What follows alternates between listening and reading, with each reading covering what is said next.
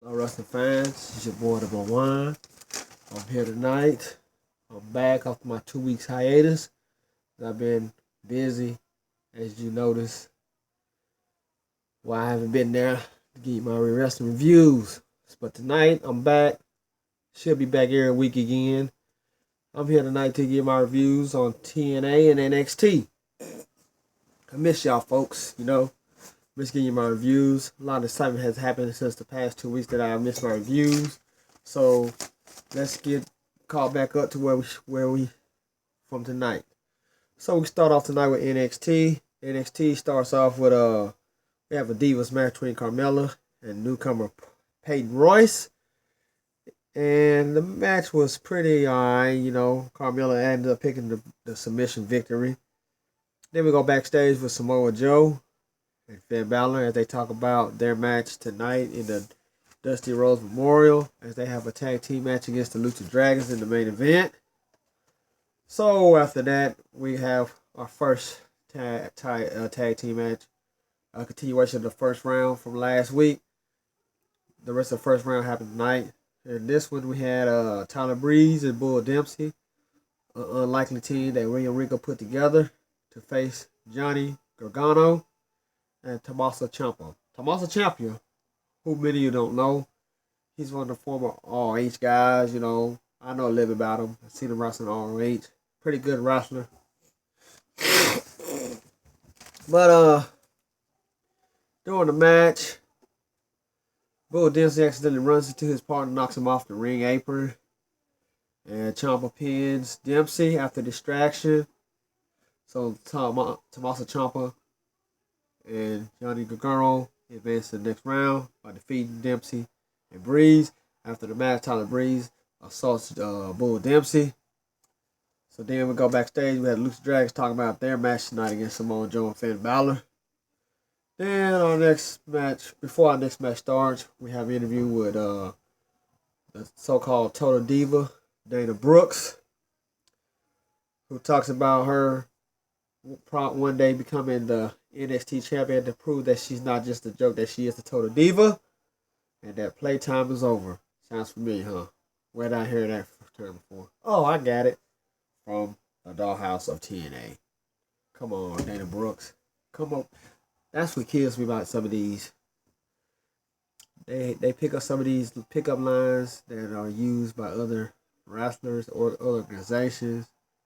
I'm sick of it, Come up with your own gimmick. Don't bite off one another. It don't make it interesting because it just tells me that you're trying to be like trying to build your guys up or women up to be just like the other divas or knockouts in the other organizations.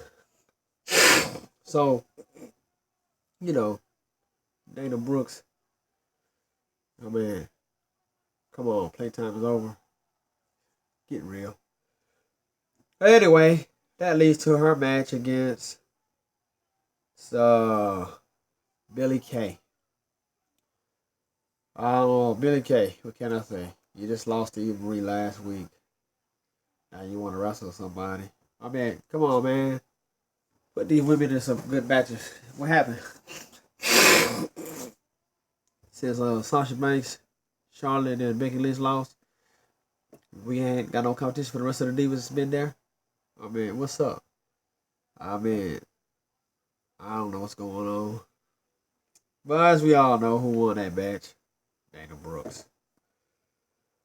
So, moving on along, we have an interview with Apollo Crews, the newest member of the NXT roster. Talks, has an interview with him. So then, we go to the main event. The Lucha Dragons against Samoa Joe and Finn Balor, which is called play-by-play. It was called by SmackDown's duo of Jimmy Uso, Tom Phillips. It was a pretty good, fast match. But ultimately, Samoa Joe, Finn Balor win after Samoa Joe hits Kalisto with the Muscle Buster, and Finn Balor follows up with a coup de grace. Therefore advances to the second round of the tournament. Samoa Joe, Finn Balor. Which leads us to TNA. As we all know, Jeff Hardy is now the personal assistant of EC3 after Matt Hardy couldn't get to compete the match last week and defeat EC3 for the title. Missed it. Had to read about it because I had prior engagements. So, we start off with EC3 and Tyrus headed to the ring, and he talks about his victory. He called Jeff Hardy to the ring, tells Jeff Hardy, man, that throws kind of parts, get him Tyrus some water. And he has his picture on a stick and tells Jeff Hardy he wants to hold it at all times. And he says to introduce him, so people that don't know who he is. And Jeff Hardy says he is EC3's biggest fan, and that leads up to our first match, which was EC3 and Tyrus versus Matt Hardy, Rockstar Spud. EC3 and Tyrus win. Tyrus hits Spud with the ICU after being distracted from outside talks between EC3 and Jeff Hardy, which distracted Rockstar Spud. Jeff Hardy was told to hit Rockstar Spud with a chair, but Jeff Hardy refuses to, and that allowed a distraction and allowed them to pick up the victory. Then we got backstage. We talked to Drew Galloway's and the Wolves as they talk about the importance of the matches tonight and what's at stake for them next week. As we all know, that is TNA against TGFW, and the winner gets full total control of TNA Wrestling. So, then we also have another backstage skit with the Dollhouse and Karen Terrell, who tells Rebel, since she is the newest member of the Dollhouse, that she has the most to prove, and for them to go out there and take out a member of the Beautiful People, the reunited Beautiful People, might I add. And then we go to commercial to come backstage, and what do you know? The Dollhouse runs into Madison Rain, jumps on her. Then out comes her two-part members of the Beautiful People, Angelina Love and Velvet Sky. And then somehow Angelina Love gets hit with a chair and gets injured. So then we have Jeff Jarrett and Karen comes out to the ring to talk about next week and completing the hostile takeover. Then he calls out Bobby Roode to the ring and tells Bobby Roode to get out here and to give him back his King of the Mountain Championship. And Bobby Roode comes out and he tells Jeff Jarrett one more time to do it or else. And Bobby Roode like, well, what are you gonna do, Jeff? Huh? And Bobby Roode takes off his shirt. And Karen Jarrett says, stop it. Stop you two acting like childs. I got 5 kids home. I don't need 2 more to be taken care of. And she tells them that they worked together before, and for Bobby Roode to think about it, because after TNA loses to GFW next week, that he will have to answer to Jeff Jarrett. Then they said, we're out of here, so they walk out. So, looks like they're trying to get Bobby Roode to turn on TNA. But will Bobby Roode do it?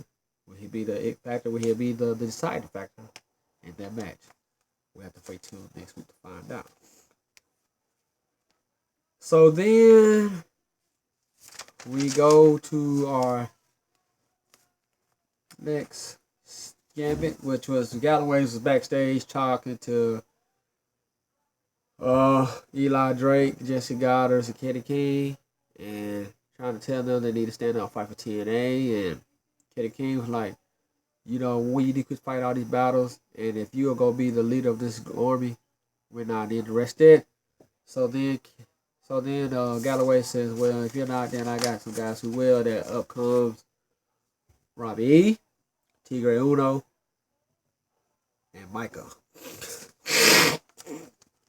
All right. So then they brawl backstage, which led up to our next match. Now this was a fast action-paced match. I'm talking about Fast and Furious match. Go Fast and Furious. But ultimately, Robbie E hits Jesse Goddard with the boom drop to pick up the victory. So then our next match was scheduled to be a TNA Knockouts match between Gail Kim against Brooke for the TNA Knockout Championship. During the match, Lady Top of GFW comes out and causes the holds the title, causes distraction. Brooke comes out there to jump on Lady Topper. Lady Topper gets up, hits Brooke with her TNA Knockout belt, causing disqualification. Then Gail Kim tries to go out there and help and to no prevail. Then comes Oscar Kong. Her and Lady Topper, the two monsters, go at it. And with Oscar Kong standing in the ring holding up the TNA Knockout Championship, which leads to next week's match, also a Lethal Lockdown, which will be a fatal four-way between Lady Topper of GFW, also Oscar Kong, Gail Kim, and the TNA champion Brooke in a Knockouts Championship match. So then we have the tag team title match. It's a rematch of the tag team title, which Wolf lost last week to GFW's team of Brian Myers, formerly known as Kurt Hawkins, and Trevor Lee. And you know the reason how the Wolf lost last week, because supposedly Nick, formerly known as Magnus, gives Jeff Jarrett down the briefcase to cash in, and they do, and that's how they all won the tag team titles. But this week, it turns out the Wolves regained the title after it looks like they're already gonna win it when the referee was fit to count 1, 2, 3. And get ready to count 3, then out comes Sanjay Dutt, pulls the referee out the ring, knocks him out. Earl Elder comes down the ring and hits Sanjay Dutt.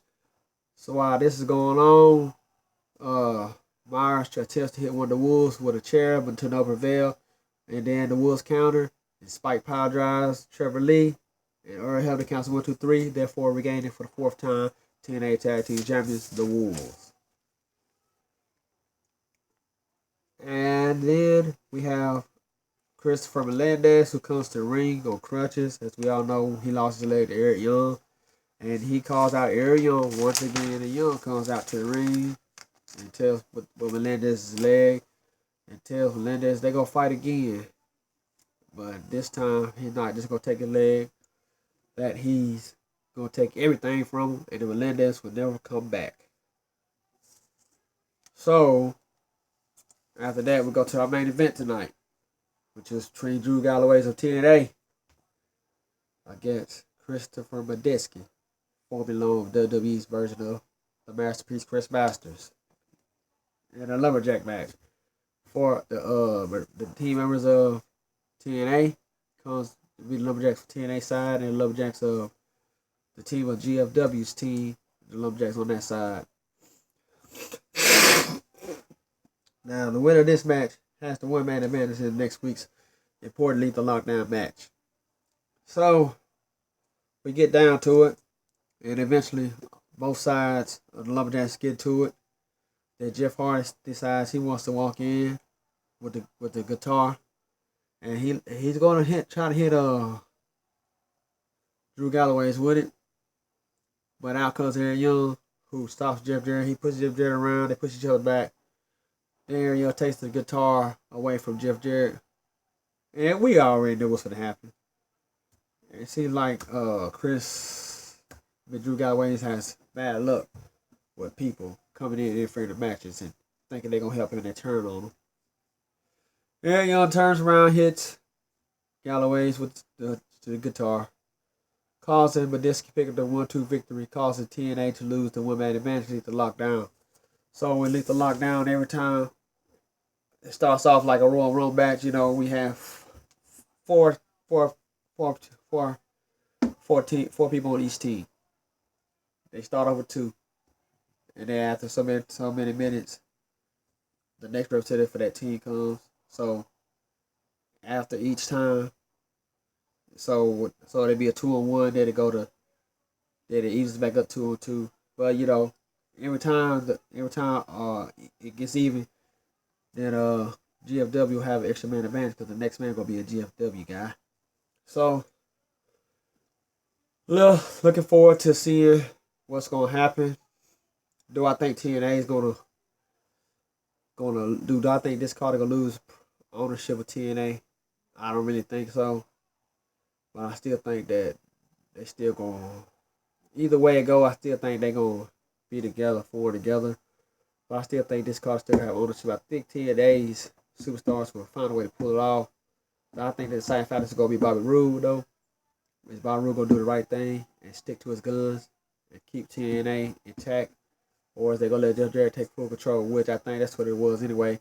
And Jeff Jarrett decided to come up with this Gold Force wrestling just to try to come back because he still says he got a minority ownership in the company. So I don't know. Looking forward to seeing it. NXT, uh, it was average. I'd have seen better. TNA has got a lot of twists. I don't know what's going on. But I kind of like the concept of you and Jeff Jarrett's GFW working together because it brings more excitement into it. The thing I don't like the most is this little situation with EC3 and Jeff Jarrett being, I mean, Jeff Hardy being his assistant. I think that's a bunch of bullshit if you ask me.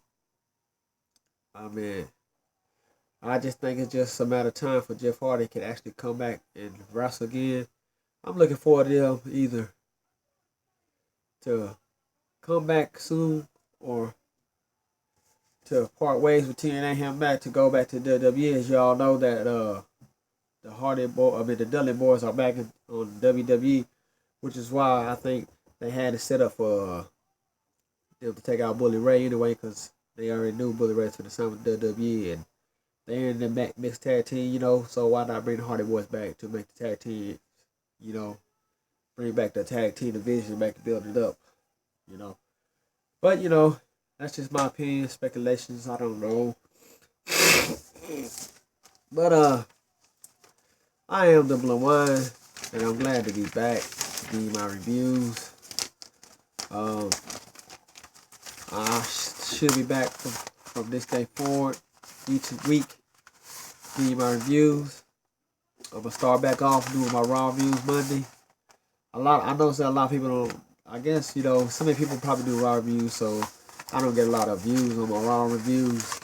And maybe because everybody watches Raw more than they do TNA and NXT, because you gotta have certain channel, you gotta have Destination America watch TNA, and you gotta have the other network to watch NXT. So I look at it like everybody has USA channel, so it's easier access to watch it. But you gotta have certain cable providers or satellite providers to watch Destination America. So maybe that's why I get more views on it. I mean, I'm not mad, I can't make you subscribe or review my views. I'm just doing it because I love professional wrestling. Like I said, I would love to give you more feedback. I would love to have more comments. Tell me what you think. What do I have to do to provide you a better show so that you can enjoy and love listening to it? That's what I'm here to do. Because I just love talking about what I love best, and that's wrestling. But I'll be here tomorrow night to give you a review on SmackDown. And for right now, once again, I am the Blow Wine. And I'd like to say peace, God bless, and I'll see you tomorrow night.